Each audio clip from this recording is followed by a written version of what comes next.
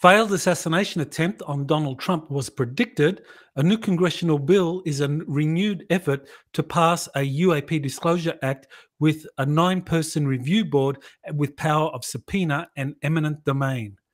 Physicists are theorizing the existence of tachyons, which would make superluminal and time travel possible.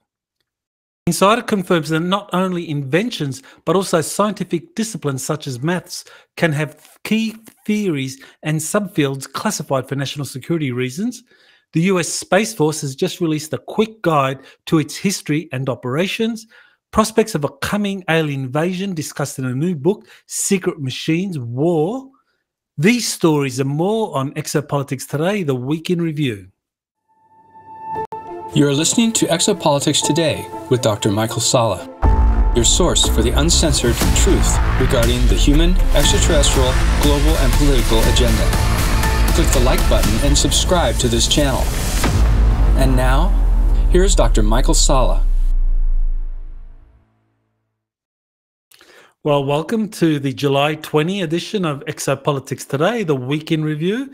So we start the week with a prediction concerning the assassination attempt on former President Donald Trump. This was by Jalila Star, and this was published in an interview that was released on July 4th. We actually did the recording in late June. So over 2 weeks out, she predicted that there would be an assassination attempt on an American president, and that it would happen sometime in July or August. And what was interesting in her explanation for this was that a similar political dynamic happened in the Pleiades during what she described as the second grand experiment involving humans. That the first grand experiment involving humans happened in the Lyran constellation, and that failed with the destruction of the human species there. The second grand experiment happened in the Pleiadian constellation, and what she said was that in that particular experiment, that the leader of the opposition or the leader of a mass movement along the lines of Donald Trump and the Make America Great Again movement, that the leader was actually assassinated, and that diffused, that took out the vigor out of the those that were opposed to the system, to the deep state, and that resulted in a civil war. And so she said that in that case, the leader was taken out, and in this great experiment that humanity has achieved a certain level of awakening and of awareness of our greater galactic, or of the very least, an awareness of who we are, and that the leader of the opposition to the deep state, in this case, Donald Trump, would not be assassinated. So that was a very interesting prediction. And as we saw, Donald Trump came within a hair's breadth of actually being assassinated if he hadn't turned at the last minute to read a sign, a large billboard that he was referring to in his talk.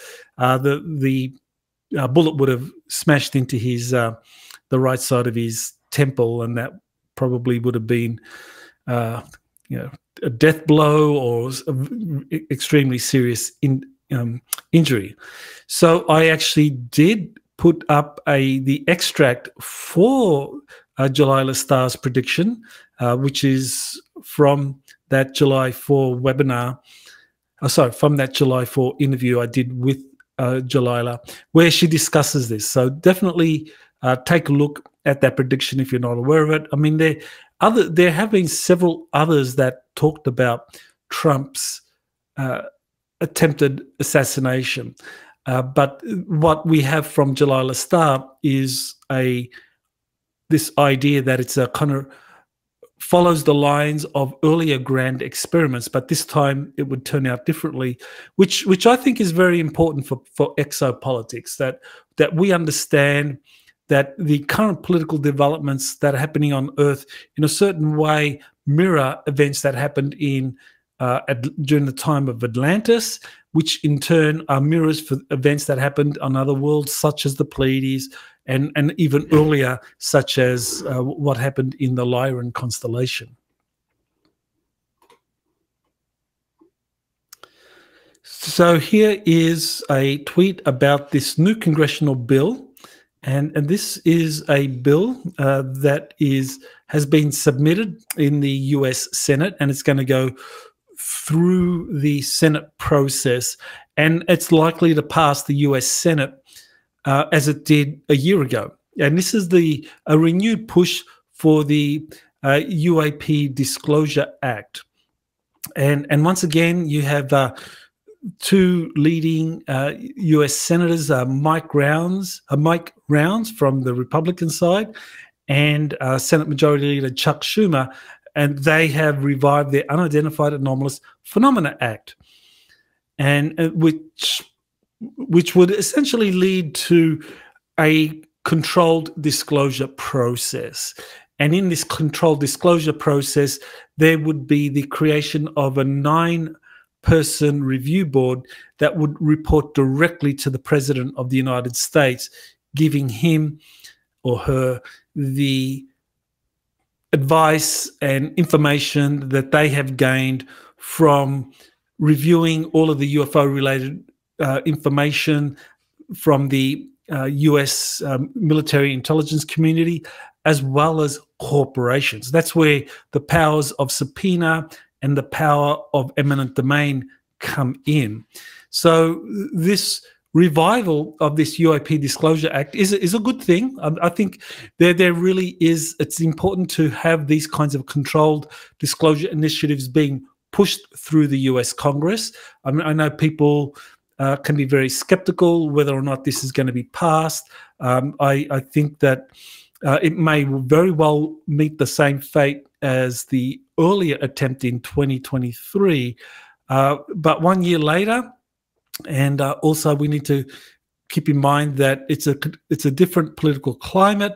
By the time this UAP Disclosure Act is actually being discussed in the Congress, if it passes the Senate, and as happened last time, the House of Representatives doesn't have a version, and it goes to a reconciliation conference between the two versions, that would happen sometime just after the 2024 presidential election, and that may well impact the outcome of this attempt to have the UAP Disclosure Act included into law.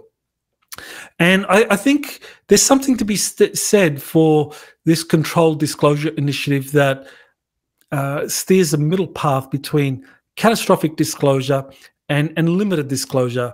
Now, this is something that was raised in the interview I had with Jalila Starr, and I thought she made a good point that in earlier kind of grand experiments involving humanity on other worlds, that you had both extremes playing out. In the limited disclosure scenario, not enough was released, and that led to resentment and civil war. And in the catastrophic disclosure, too much was released at once. People couldn't handle it, and that also led to civil war.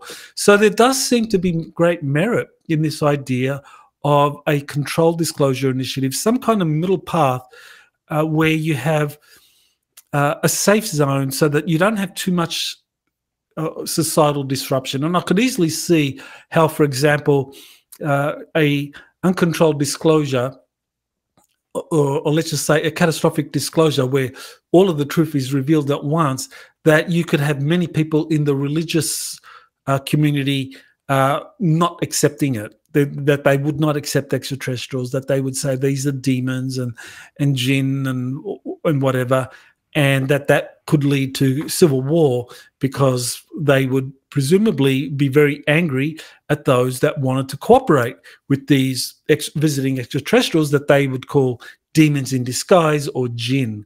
So there's something to be said for finding some kind of middle path here.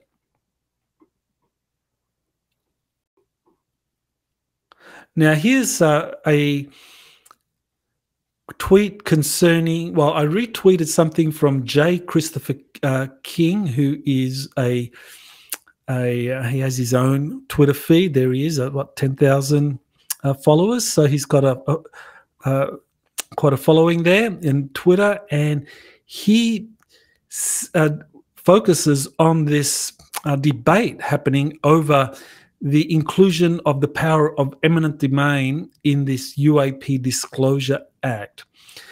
And what he's emphasizing is that this power of eminent domain was what killed the UAP Disclosure Act in 2023, and he and other researchers are concerned that this is going to be a poison pill that dooms this attempt to have the UAP Disclosure Act passed or included in the National Defence Authorization Act for 2025.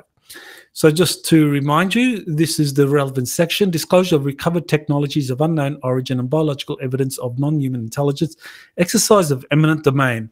The federal government shall exercise eminent domain over any and all recovered technologies of unknown origin and biological evidence of non-human intelligence that may be controlled by private persons or entities in the interests of the public good. Now, this power of eminent domain, I think it's very important if you're going to have a UAP Disclosure Act with teeth that's actually going to achieve something, because ultimately a lot of these most advanced technologies or of the kind of biological specimens from recovered craft, here we're talking about bodies, tissue samples, living extraterrestrial entities, that it's corporations that have a lot of influence over those.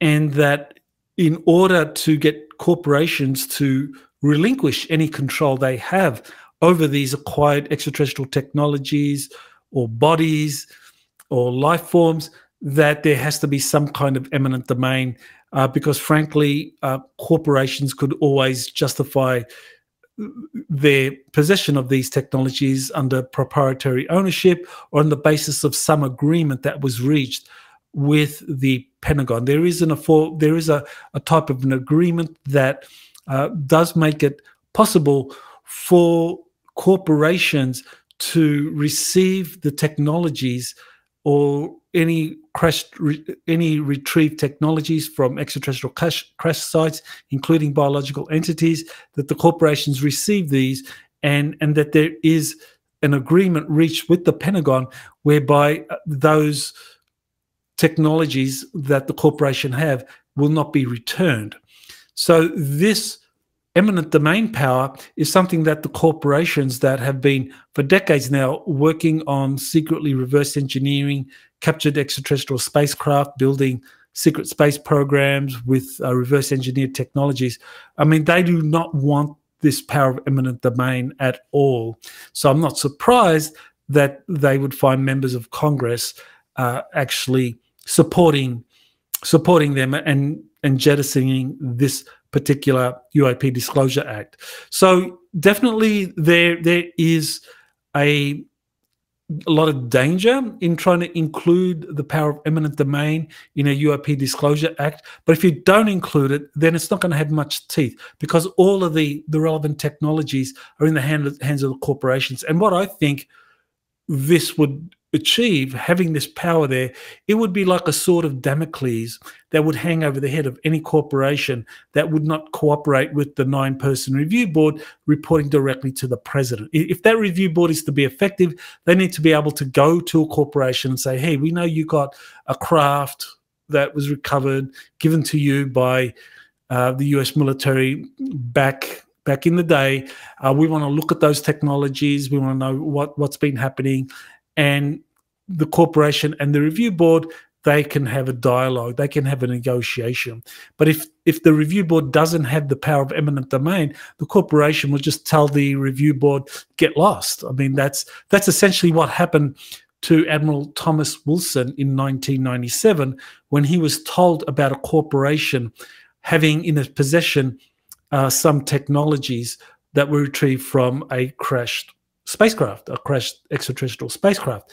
And he tried to find out about that program, and he was denied access. And he was at the time J2. He was the assistant.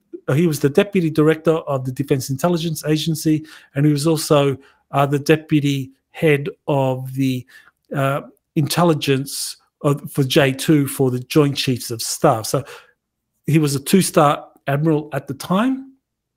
And so you can imagine if a corporation can turn down a 2-star admiral who is actually running intelligence operations both for the Joint Chiefs of Staff and for the Defense Intelligence Agency, and just tell that person, that admiral, blank, no, you're not going to get access.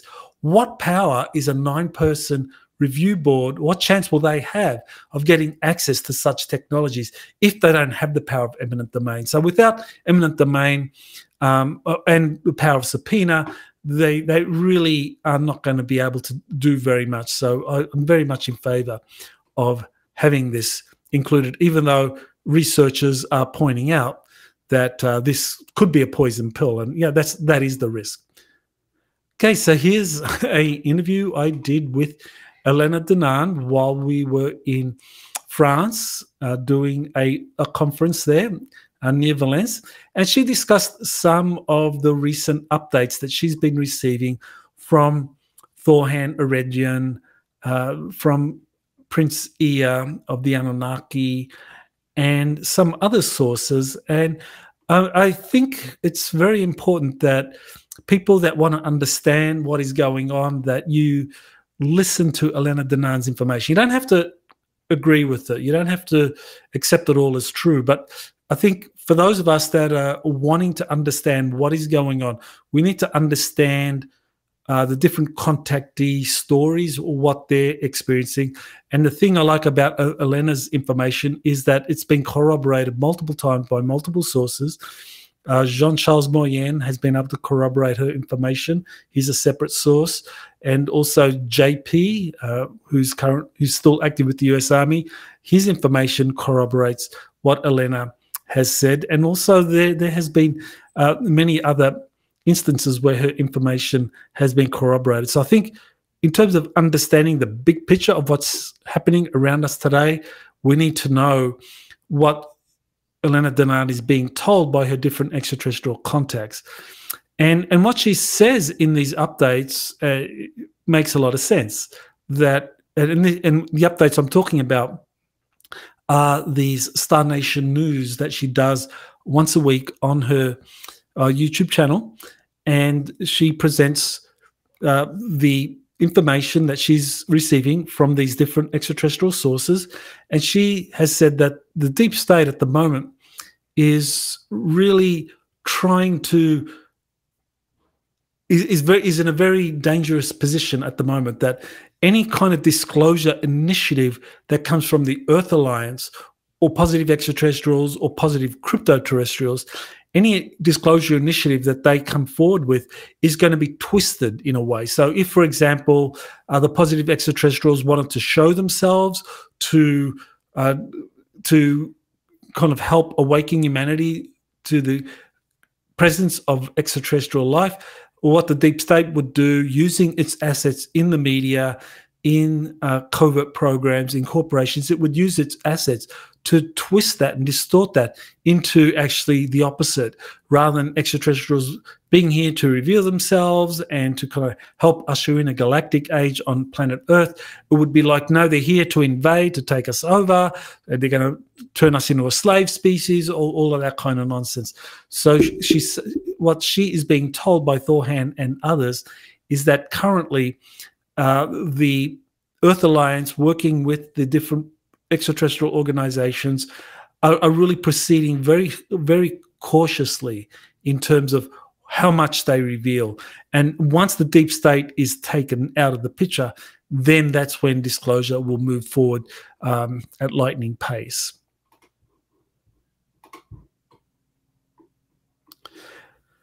Now, here's a story that I thought was very, very interesting. This is a story in the Debrief that does actually come up with some thought-provoking articles. And this one is by Micah Hanks.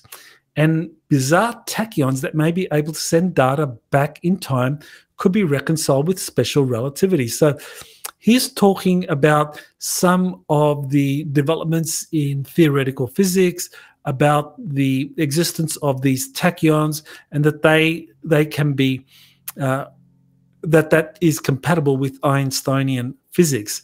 And tachyons are these particles that have been hypothesized to travel faster than the speed of light, and that in fact their normal speed, their minimal speed is the speed of light, but they normally travel much, much faster. So they are superluminal particles. And so that has all sorts of implications in terms of time travel. So this takes me to the possible existence or the development and use of tachyons by the Germans in the 1920s and the 1930s. The Germans understood about the role of tachyons back in that time, and they used tachyon particles for some of their flying saucer projects that were relocated to Antarctica after the defeat of Nazi Germany. So one of the Haunebu model saucer engines, there were 3 different models of Haunebu flying saucer craft that Nazi Germany developed. We know that from leaked documents that emerged after the end of the Cold War, that there were 3 models, and that one of the propulsion engines used for these different types of models was the Tachyonator 7, and that this Tachyonator 7 drive made it possible for their flying saucer craft to develop superluminal travel, and to also be able to move through time.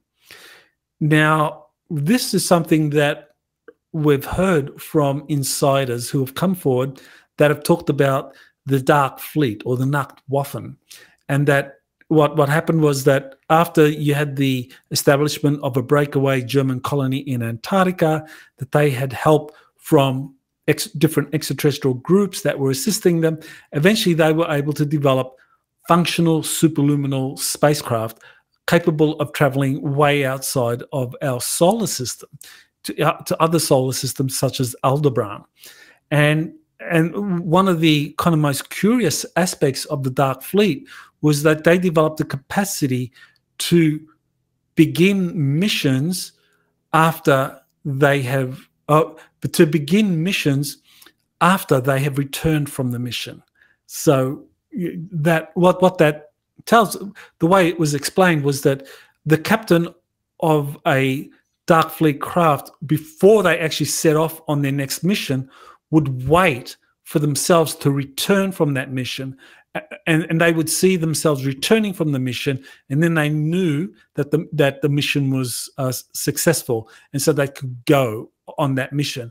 And if they didn't see themselves returning, then they regarded that mission would be something that would meet some kind of negative outcome, and so better not to go. And so that apparently suggested that there was this time travel technology that was being utilized for the Germans, utilized by the Germans in their spacecraft, that had been handed to them by their extraterrestrial allies. And so what this is telling us is that tachyons are not just theoretical particles that are hypothesized to exist, that can be shown to be compatible with Einsteinian physics. I mean, that's what the literature in Micah Hanks' article is suggesting, that actually it's much more than that, that these tachyon particles actually were found to be genuine and they could be utilized in some way, that there was some kind of technology to be able to harness tachyons to develop superluminal space drives, so that craft that were being developed in the 1950s by the Germans in Antarctica could be capable of interstellar travel and actually move through time. So I discuss all of this in my book, Antarctica's Hidden History, that was published in 2018. So it is important that we understand that when you have open source scientific debates or literature kind of like discussing a breakthrough, such as tachyons, if they exist, can be argued to be compatible with Einsteinian physics, that in fact we're talking about particles that were found to exist and were utilized many, many decades ago in classified programs, first created by the Germans and then handed off to the US military after secret agreements were reached, where there would be technology sharing and resources being supplied to the Germans from the US military-industrial complex. Okay, so here's some historic UFO sightings off the coast of Venezuela in the Caribbean, close to the Bermuda Triangle. So this is I'll play this for you. Well, what it is that there was, in the 1970s, very compelling data that had been gained by flight controllers operating out of Argentina, and they were able to detect flying saucer craft or UFOs coming out of the ocean. And so there's this kind of very compelling radar data and other evidence showing that there is some kind of UFO base under the water. Now, this is where the case involving Venezuela, Caracas, becomes important, because one of these sightings was observed off the coast of Venezuela in the Caribbean, roughly around where the Bermuda Triangle begins. Now, why I thought that was very interesting is that two of the sources that I've been interviewing over the last few years, JP and Jean-Charles Mayen, both of them say that they traveled to an underwater complex that comprised 3 domes or spacecraft joined together by long tubes somewhere in the Bermuda Triangle area, and that there were spacecraft that operated in these underground cities, or that these cities were very closely associated with flying saucer craft. So I think that what we have here is just more evidence that somewhere in the Bermuda Triangle there is not just a UFO base, but I think underwater cities populated by humans or non-humans that have been there for many, many thousands of years, and that they have incredibly advanced technologies that enable them to have a flourishing city at the bottom of the ocean that is able to offset or hold back the tremendous water pressure at those depths in the Bermuda Triangle. Even though I don't believe the Bermuda Triangle is all that deep, nevertheless, there would be tremendous water pressure there, and that these domes are constructed in a way where not only can they withhold or hold back the water that's under tremendous pressure, but also that the domes generate energy through some piezoelectric effect. That is what JP observed when he went down and saw and interacted with one of these underwater civilizations. So yes, I think the case builds that there is some kind of underground complex of domes, spacecraft, cities, somewhere in the Bermuda Triangle. We've had witnesses there. We've got now radar tracking of objects, UFOs, coming out of the water in the Bermuda Triangle. So I think we are definitely getting closer to understanding what's really going on there.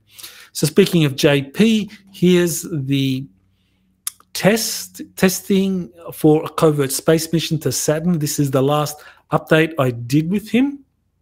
That just came out. This was an update that we did in person. And what he describes in this update was that he went to a military base with 3 other soldiers, and he was being tested for suitability for an upcoming trip to Saturn. And he and the three other soldiers, there was some tension because the three other soldiers didn't know JP and they thought he was someone new and had no training. And so they were kind of, one of them in particular was very critical of JP. But when they were all tested, it was shown that JP was the one that had the most experience with these kinds of deep space missions. And so they were very apologetic, especially the one who was aggressive towards JP. Now, the interesting thing here is that JP did not remember going to Saturn, that he thought it was an upcoming mission. So when he went to see his contact at a major military base, he was told that he may have already done the mission. That was raised as a possibility. So that surprised him because he had no memory of it. And here he's being told that he may have already done the mission. And so this is very interesting. And also one of the things that I find very kind of relevant here is that that Elena Danaan had told me earlier in the year that JP was going to be sent on a mission to Saturn. So she had been told that by her contacts. I think it might have been Thorham. And so this was, I guess, a corroboration that that mission had already occurred. And of course, JP was told this in July. Elena told me this back in January, February of this year. And we will be discussing that in a round table I did with JP and Elena while we were there in Valence, France. And so this is something that we will talk more about in the round table, and that'll come out fairly soon. Okay, here's confirmation that not only inventions but also scientific disciplines such as maths can have key theories and subfields classified for national security reasons. Well, this is something that is very, very important to understand, to appreciate. I mean, we know for a fact that over 6,000 inventions have been withheld under national security orders. That in other words, 6,000 patent applications for new inventions, a lot of them dealing with perpetual motion, new healing modalities, anti-gravity, that these have been withheld under national security orders where any one of the intelligence agencies or the military departments could invoke national security order on a potential invention if somehow they deem that that would violate national security. So there's over 6,000 patent applications that have been withheld under national security orders. So that's an enormous amount of inventions that are withheld, and that's part of what the deep state has been doing, is to suppress this kind of human creative ability to be able to do things like develop free energy devices, anti-gravity propulsion, kind of holographic healing, and so forth. Now, in this particular case, that what is being withheld for national security reasons are different areas of math that they think could lead to some kind of breakthroughs that could be utilized by enemies of the state or by foreign competitors or peer adversaries, as China and Russia are referred to by the military-industrial complex. So areas of maths or subfields of maths can be suppressed on national security orders, and that's kind of pretty breathtaking when you think about it. And it makes me, it reminds me of what I had been told 20 years ago concerning the Maxwell equations, that James Maxwell's equations in the kind of like 19th century for electromagnetism. I mean, he reconciled electricity and magnetism in a kind of into one theory that was part of the Maxwell's equations. But there were other parts of his equations that would have unified electromagnetism with things like gravity. And so that was something that was withheld, that was not allowed to be something that would be disseminated in a public arena. So I think that this kind of suppression of knowledge of particular areas of mathematics and physics is not new. It goes all the way back to the suppression of some of Maxwell's equations that those who have been studying anti-gravity principles for some time cite as actually having occurred and suppressed the genuine breakthroughs in physics and mathematics that could really make it much easier to develop these kinds of anti-gravity propulsion systems. And of course, they're doing this now ostensibly because of their concern over artificial intelligence, that there's different mathematics involved with development of artificial intelligence. But I think that we don't need to just kind of limit ourselves to artificial intelligence. It also involves things like anti-gravity propulsion, torsion field physics, time travel, etc. Okay, so here's something from the United States Space Force. Now, here is this document that the United States Space Force has just released. It is called Space Force 101. So if you want to get a briefing, a quick briefing on Space Force, and this is a very quick read. And so you can see here the different pages or chapters in here. And they study the history of Space Force, how it began as an outgrowth of the US Air Force's Space Command. And it discusses the different values it has, its establishment, 2019, so it's very young. But before that, from 1982 to 2019, it was actually called US Air Force Space Command.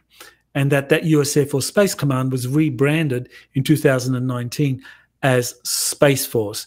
And that it would now report, it would be under the Department of the Air Force, as opposed to being under the Air Force Military Service.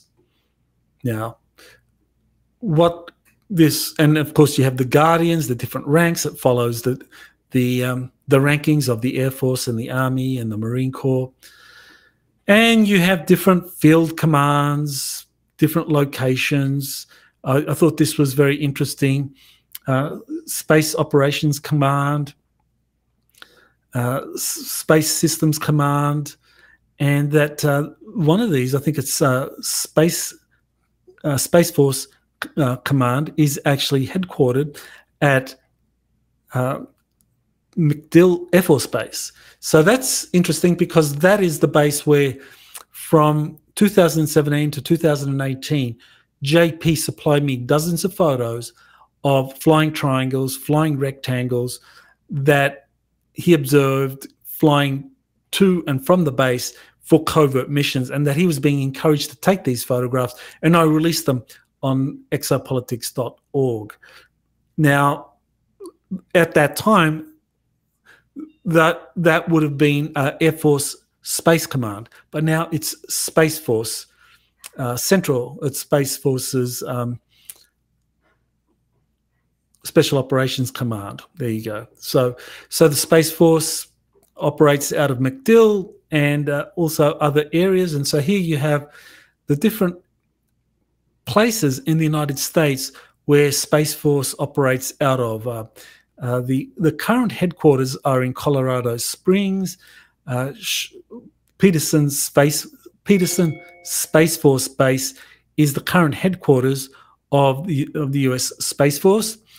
It shares that with the US Space Command, and there are these other bases in Colorado, such as Shriver. There's Cheyenne Mountain, which is a very interesting, important base that is critical for continuity of government operations, and Space Force also has a presence there. So this is a very helpful document for those of you that are wanting to understand the nuances when it comes to the US Space Force. So well worth taking a look at that. Now, what I wanted to point out in my tweet about this is that the United States Space Force's quick guide is excellent in terms of giving an overview of the Air Force's space operations and how that has been merged and accepted into the United States Space Force in 2019. Now, what's very clear in the quick guide is that the Space Force has been very much focused on the development and protection of satellite technologies, that has been the Air Force's dominant concern in terms of space operations ever since the establishment of Air Force Space Command in 1982, and prior to that, where in the 1950s you had the U.S. Air Force setting up its own satellite missions and so forth. Now, the important thing here is that it does not mention, this document does not mention the United States Navy in any significant way. And that is very curious, because it is not, the US Air Force is the junior service compared to the United States Navy, that the United States Navy does have a very active air wing, and that the United States Navy in the 1920s and 1930s had an interest in and actually developed the world's first flying aircraft carriers. Now, it kind of stands to reason that with the development of space technologies, the Navy would also be very interested in that and be devoting resources to that. But we don't get any mention of that in this particular quick guide. And that's because the Navy was never focused on satellite technologies, on developing and protecting and ensuring that these met the kind of requirements for United States military in the future. That the United States Navy, from the very early years when these classified, or when these technologies were being recovered from extraterrestrial spacecraft, the United States Navy was very interested in reverse engineering these so that they could develop spacecraft for deep space travel. And that's exactly what happened. That the US Navy, over the course of the last 70 years, has developed fleets of spacecraft using anti-gravity, torsion fields, and other exotic propulsion systems that are interstellar in operation. And so the Navy is at this moment, it is the service, the military service, that has the most advanced space program among the different military branches in the United States. And so the fact that the Navy is not mentioned in this quick guide is very significant, because it shows that there is still a very clear separation between the assets and the operations of the United States Space Force and what the United States Navy is doing in space. Now, at the moment, they are pretty much running in parallel, because the Space Force is primarily focused on satellite technologies and preserving these and developing new generations. But the Space Force is also in the process of acquiring classified spacecraft that it can use to go out into space. And so this is where you're going to have the assets from the Solar Warden program that are owned by the Navy. Some of those assets are being shared, or at least the know-how is being shared with the Space Force, that newer companies like SpaceX, Blue Origin, they will presumably play a role in helping Space Force build some of these anti-gravity craft that Solar Warden has been using for decades. But they'll build them, SpaceX will build them, eventually they'll be built, and the Space Force will be able to deploy these deeper into space. And I think this is how eventually you're going to have a merging of the Air Force, of the Air Force's Space Force, and of the US Navy's Solar Warden. But it won't be under the present structure of Space Force being a military service under the control of the United States Air Force. it'll be a combined space force that has its own separate department. So there'll be a department of the Space Force or Starfleet, whatever you want to call it. So that's something I discuss in my book, the US Navy Secret Space Program that came out in 2017. I discuss this very clear separation between an Air Force Secret Space Program and a Navy Secret Space Program. Okay, so here is something I wanted to announce, that I have created a Patreon membership channel. Now, why did I do that?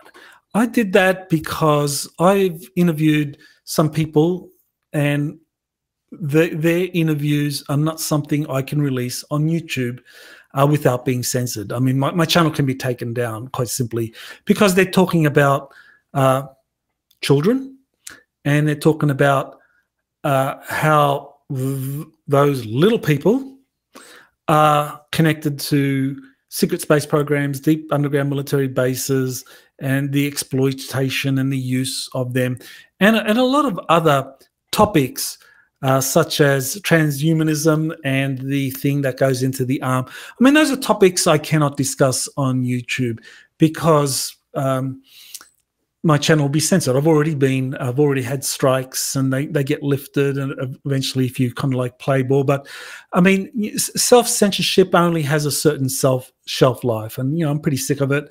So I'm ready now to be able to put stuff on a channel or in a place where I can produce a lot of material without fear of it being censored and the channel being taken down. So Patreon seems to be a place where a lot of people are going and doing this because they don't want to be beholden to the major tech platforms. So you can go to my Patreon channel. It's just patreon.com, Michael Salla. And what it is the membership, it's $7 a month. So what that gives you, for those that join, is that gives you access to all of the videos that I produce. So I produce roughly 12 to 13 videos a month. So if you want to calculate it, you're paying 60 cents a video to watch it without ads on my Patreon channel. If you watch it on YouTube, there'll be ads.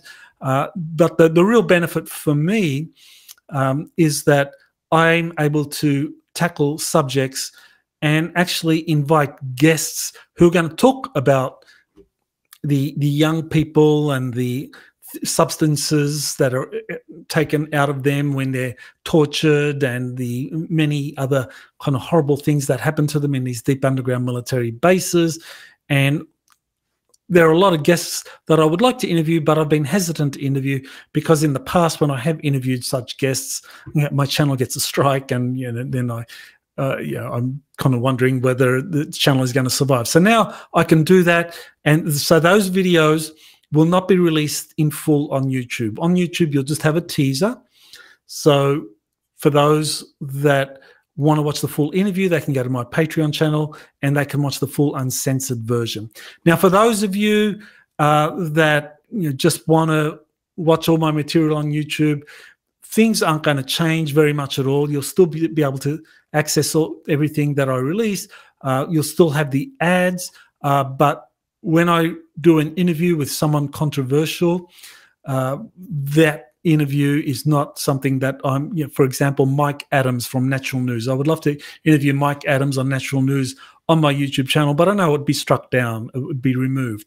So this is where having a Patreon channel gives me the ability to be able to do that. So for those of you that do join my Patreon channel, you not only get to watch all of my videos without any ads, without any self-censorship. There'll also be early release, so you'll be able to watch some of the videos up to 24 hours before it's released on YouTube. So that's another perk for signing up. So for $7 a month, you get that set of perks. And if that's too much for you, then you can just watch everything on YouTube, except for the versions that are going to be teasers, because you need to watch the uncensored version on my Patreon channel. Okay, so here's something I wanted to share concerning Tom DeLonge and his co-author on the recent book that was released, Secret Machines War. Peter Levender and Tom DeLonge have just released the third installment of their Secret Machines series, and this third installment is called, the subtitle is simply War. Okay, so what Tom DeLonge and Peter Levender focus on is the kind of enigmatic nature of the UFOs, the extraterrestrials, or the gods, as in terms of their behavior. And they kind of throw let's just say it's not a positive light. It's they kind of view it very negatively, and they think that this could well lead to some kind of war with the gods or with the extraterrestrials. And so they discuss the prospects of a coming alien invasion. So I thought that was very kind of interesting that they are actively talking about this. Now, in the case of Tom DeLonge, that's very puzzling that he would do that. Well, I know he did have a meeting with William Tompkins back in 2017, and they discussed some of Tompkins' material and his work with these positive human-looking extraterrestrials that were helping the US Navy develop a secret space program. Now, I know Tom DeLonge was very skeptical and eventually just kind of walked away from that interview with Bill Tompkins. I think he just doesn't believe that there are positive extraterrestrials helping humanity develop new technologies. So he is focused on the negative aspects of the extraterrestrial phenomenon. And Peter Levender, he did an interview on this, on his trilogy, Gods, Man and War, and he also believes that this could lead to an alien invasion.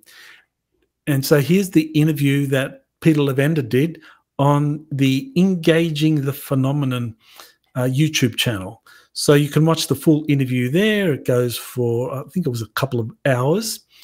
And Peter Levender really plays up the whole enigmatic, we don't know what they're doing, but their behavior suggests a national security threat, the way they get near military facilities and so forth. So he's really playing up the kind of the more scary negative aspects of the UFO phenomenon.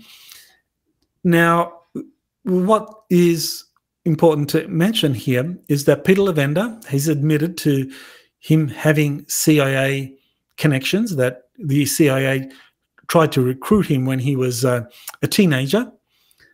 And Tom DeLonge has also made it very clear that he is a Freemason. So here you have two people with CIA connections, Freemason connections, releasing a book about a coming alien invasion and that there would be a war with the gods or with the extraterrestrials. So I do not think that's coincidental. I think that this is part of what I've been seeing over the last few months of a pattern of researchers, new books, documents being released that are all pointing in the direction that we could be facing an alien invasion at some point in the near future. Now, would that be real or would that be fake? Well, I have a very clear opinion about that, and that takes me to the to my next topic, which is the webinar that I'm going to be doing next week. So 1 week from today, this is going to be on July 27. I'll be doing my webinar on faking an crypto-terrestrial invasion.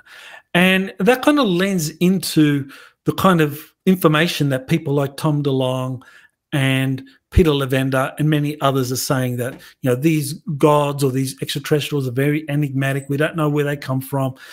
They often cite the kind of interdimensional thesis from Jacques Vallée, which says that, well, these are beings not necessarily from outer space, from some other planet. They come from some other dimension. There's also been a lot of talk about crypto-terrestrials. A new book has come out on crypto.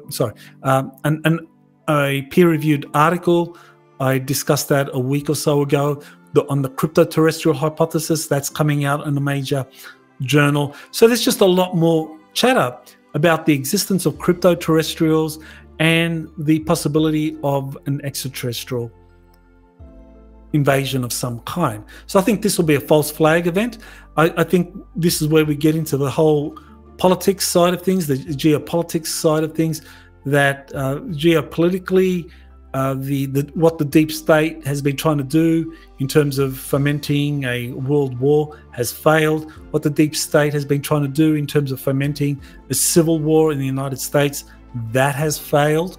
So what other cards does the deep state have to play? I mean, economic collapse, a new virus possibly, or a fake alien invasion. And this is something that more and more people are discussing. So I think in between now and the November elections in the United States, if there is going to be a fake alien invasion or fake crypto-terrestrial invasion, that is when it is going to happen. So that's it for this week in review. I think there's a lot to contemplate here. So thank you for watching, and I look forward to seeing you on my different channels. And for those that are joining me on Patreon, well, welcome. I look forward to talking to you there. You have been listening to Exopolitics today with Dr. Michael Salla. Please remember to like, share, and subscribe to this channel. Join or start a conversation in the comments. Take the time to explore the vast library of best-selling books, webinars, and podcasts by Dr. Salla. Visit exopoliticstoday.com.